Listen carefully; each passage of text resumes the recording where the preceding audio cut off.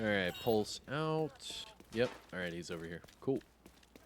Well, my dear agents, it is hump day, and Stoop Kid, you know, never leaves his stoop. Here we go. What's going on, YouTube? Kamikazevondoom here with the wrong emotes because, I'm on the different character.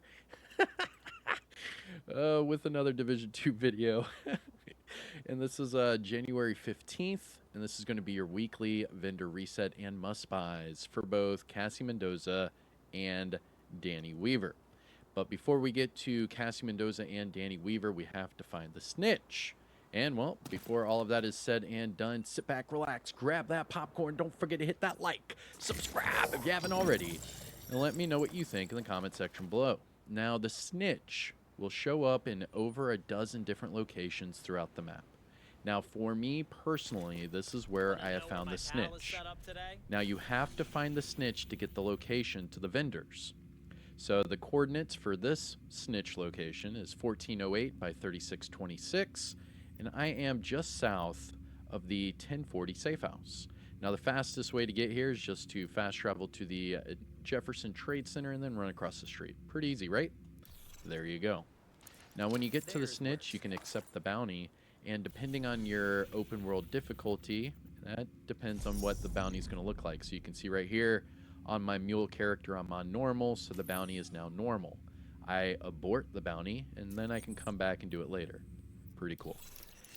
Now, let everyone know in the comment section below where you find the snitch, because he does show up in different locations, and some people have trouble finding him. So please, again, let other people know where you find him. That way they can get to these vendors. Now, the reason why I stress that is because when we find these vendors, look for the white shopping cart icon on your map. Here's one right here. Was this Danny Weaver? And then where is Cassie? There she is. All right, so Cassie Mendoza is in Foggy Bottom this week, and you can see in the top left of your screen that the vendor will close in 17 hours, and that's while I'm recording this. So you do only have until today's reset to get to these vendors. And that's why every time I make this type of video, I tell people, let everyone know where you find the snitch, do it today, because the vendors open and close, and then you might miss your opportunity. But with that out of the way, let's run over to Cassie Mendoza. We'll double back to Danny Weaver, but remember that Danny Weaver is your textiles vendor. So that's just going to be caches that you can buy from him, where Cassie's inventory actually does change every week. So let's go check that one out. Now, this location also has a little visual glitch, just so you know.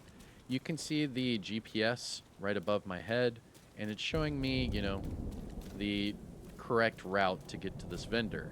However, it's showing me to go down this road when the vendor is over here through the green door. So if I get closer to this door, you'll see the GPS just reroutes me, and then it's telling me to go down this road for some reason. But it's actually this green door, just so you know.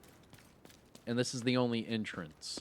So if you follow that GPS, you're not going to find the entrance, because it is literally a hole in the wall. Pretty cool, right? So here's Cassie Mendoza's location, and if you have never been down here before, you could probably talk to Jane Applegate and try to do that side mission. But here is Cassie Mendoza. Checking out this Starting at the top with our named items, and this comes with another disclaimer. So if you are new or returning to the game, you might not see these bottom two named items, the Shield Splinterer and the Hunter Killer. You actually have to unlock both of these. So in order to unlock the Shield Splinterer, you have to hunt down and eliminate all of the Year 1 Hunters, and then open up the ivory chest that is in the base of ops, and then you'll receive this weapon, and then Cassie will sell it every week thereafter. Same logic applies for the Hunter Killer, but this one's locked behind Woney, Warlords of New York. So you have to hunt down and eliminate all of the Year 2 Hunters, and open up the ivory chest that is in the Haven settlement in Warlords of New York. You'll receive this chest piece, and then Cassie will sell it every week thereafter. So if you don't have these two items, that's how you unlock it. Starting off at the top, we have the Safety Distance. This is the SIG MPX with Perfect Outsider as a talent, and this one with Rate of Fire. Now, I constantly have people swearing up and down that this weapon is amazing. That once you get that kill and that optimal range and accuracy kicks in, it's a laser beam, and it's like the most fun they've ever had. I myself have not tried it out yet. However, I do know, what is it, the new Legatus? There is something with optimal range. So maybe if we put that optimal range with this one, maybe we could do some crazy stuff. I'll test it out. All right, I'll test it out, and I'll even pick this one up. So what I would do is change the rate of fire to damage to targets at a cover, and then just optimize the SMG and crit chance. Moving on, we have the Point Man chest piece. This is the named Heligard chest with perfect Vanguard, and this one with repair skills and weapon handling. Um, Perfect Vanguard is really good for legendary content and raids because it does help out your teammates. Remember, it's 50% of your armor. It goes to bonus armor for your teammates. And if you combo this with Perfect Galvanize, that's another 50%. So then you could give 100% of your armor as bonus armor. So this is really helpful. I have a few Perfect Vanguard builds for legendary content. It is nice. The weapon handling, it's all right, but I would definitely change the repair skills to, whatever else you want. For the Shield Splinter this week, pretty good roll for the AR, but it does come with swap speed. I would just change the swap speed to damage to targets at a cover, and then just optimize the AR and health damage. But remember, the Shield Splinter did get a buff for the Perfect Optimist talent. However, it did get a nerf on the RPM and magazine size. And then finally, for the named items, we have the Hunter Killer chest piece. This is the named Golden Gear chest with Perfect Intimidate, and this one with health and armor regeneration. For that one, with the armor regeneration, that is a great roll for that brand set. Remember, Golden Gear, the 2-piece, gives you 1.5% armor regeneration. So you could just change the health to crit chance, crit damage, headshot, whatever it is you want, and then have this with, like, say, the Matador and Perfect Adrenaline Rush. You could have it with the Liquid Engineer and Perfect Bloodsucker. You could even use it with the Memento. All of those things give you bonus armor, and then you get all of that damage from Perfect Intimidate. Going to the gear set items, we have a Hot Shot backpack with status, Hot Shot chest piece with armor regen, both of these have okay weapon damage rolls, so you could just pick these up and just change the bottom attribute to whatever it is you want. I know a lot of people love Hot Shot. They love it. So you guys can pick it up, just change the status and armor regen to either crit or headshot, and go for it. Moving on, we have True Patriot gloves with health, low rolls, nasty. Hunter's Fury, this is a good one. Pick this one up. Crit damage on Hunter's Fury, perfect. What you do is pick this one up, change the weapon damage to armor, and then whenever you want to go back to weapon damage, just switch it back to weapon damage. That way you can keep that crit damage, and then you could use this for both DPS and tank builds. Very good, very good. Hunter's Fury, all day. All day. It's free amplified damage. Not enough people use Hunter's Fury, in my opinion. Heartbreaker holster with health and low rolls. No, thank you. And then finally, for the gear set items, we have a ongoing directive mask with skill haste. High-end items, we have a SOCOM Mark 16 with crit hit damage and on empty. Covert SRS with magazine size and sledge. Petrov backpack with headshot regen and concussion. I mean, that's not bad for Petrov. And then you have headshot already on there. You could go headshot regen build with concussion. I mean, that's not bad. That's really not bad. And then you could use that with the pestilence. That's really, I like that idea. And then finally, Bellstone Armory holster with skill haste and explosive resistance. Looking at the mods, we have crit chance 4.7 and drone damage reduction 5.3. That damage reduction is for your deflector drones, just so you know. And that is it for Cassie. So the safety distance is all right. The Shield Splinter, Hunter Killer, both of those weren't bad. The Hunter's Fury for sure.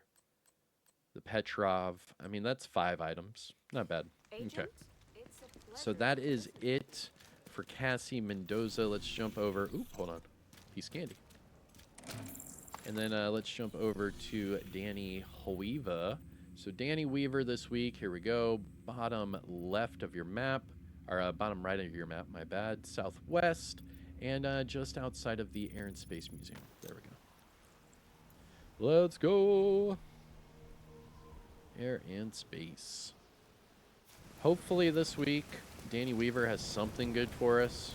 I am on my mule character, but I think textiles are per account. Yeah, it's per account, so I can purchase them over here. Hopefully we have something good. Oh yeah, there's this invisible wall right here if you didn't know. But you can combat roll through it. But it is an invisible wall. Let's see. Anyways. Alright, Danny Weaver. Let's go. Priority item defeated.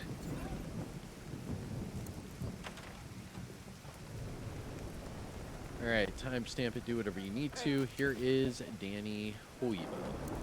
Let me know what you need. We have 1 exotic, 2 field proficiencies. How many? 3 season 2 caches and a crafting cache. I like the new colors of the crafting cache. Looks pretty cool. Here we go. So, exotic, make sure that it takes away from your textiles. So whenever you buy it, make sure it subtracts. There you go. So it is working. That way it's not glitched out or anything. If it does glitch out, try logging out, logging back in, try hard resetting, whatever you need to, and then just come right back. All right, let me know what you think, or let me know what you get. There we go. In the comment section below for your exotic. This week, I got the Lady Death. Not bad. Okay, let's see what else.